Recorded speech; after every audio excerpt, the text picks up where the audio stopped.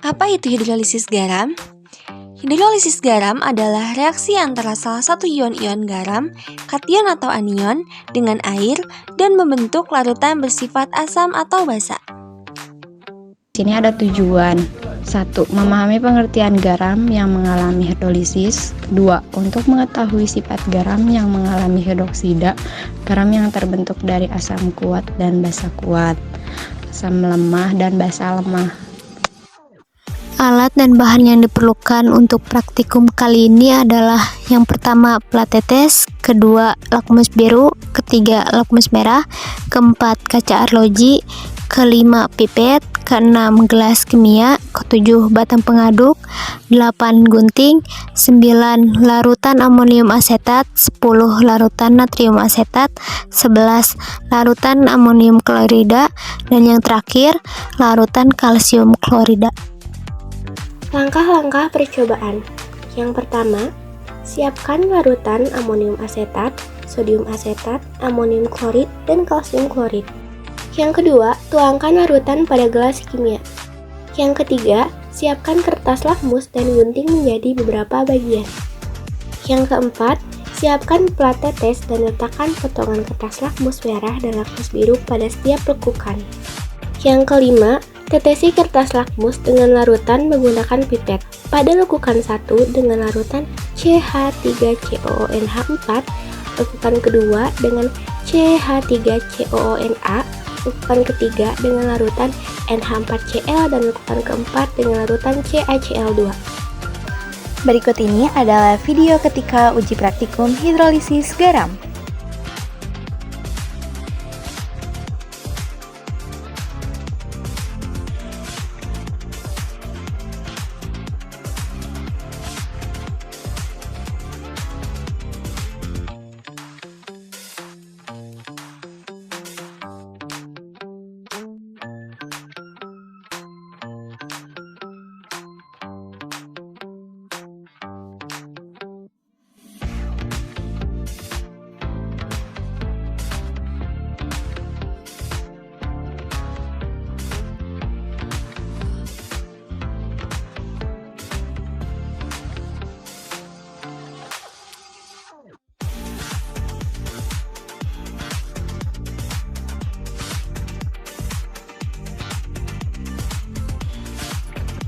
Dari dua gambar ini dapat dilihat perbedaan plat tetes yang belum diteteskan larutan dan yang sudah diteteskan larutan. Pada larutan CH3COONH4, kertas lakmus merah tetap berwarna merah dan kertas lakmus biru berubah menjadi warna merah.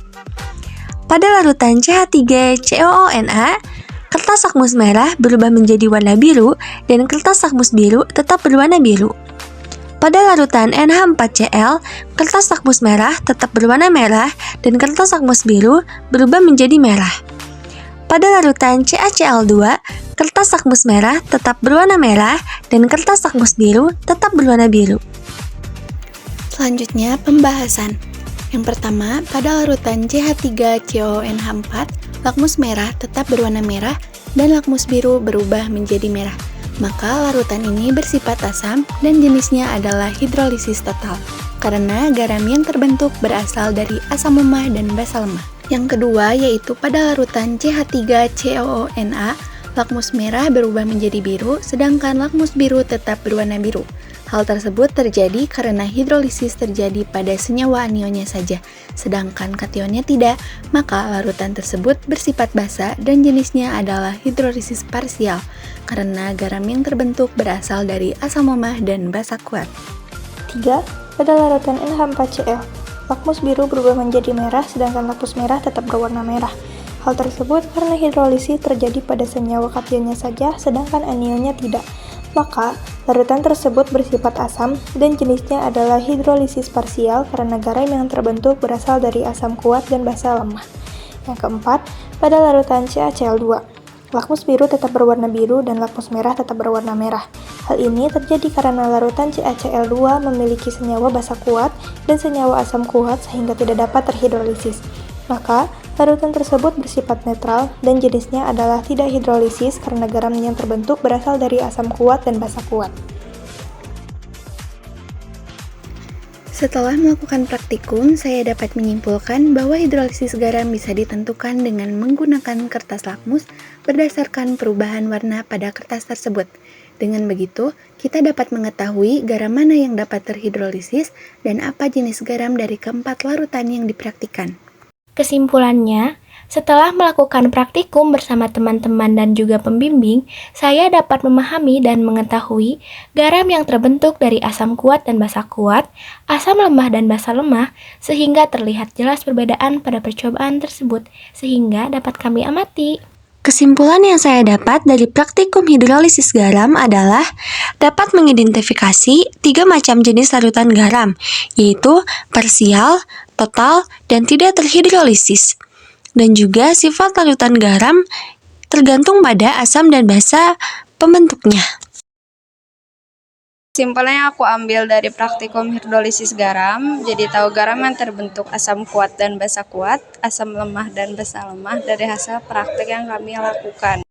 Setelah saya melakukan praktikum, saya memahami bahwa perubahan warna kertas lakmus saat diteteskan larutan garam membantu menentukan sifat asam atau basa larutan tersebut.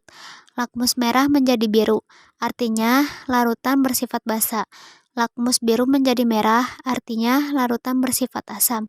Tidak ada perubahan warna, artinya larutan bersifat netral. Percobaan praktikum tentang berbagai macam garam, saya dapat mengetahui dari keempat garam tersebut masing-masing memiliki sifat garam yang berbeda. Sifat dari garam tersebut diketahui melalui percobaan kertas lakmus pada praktek sebelumnya.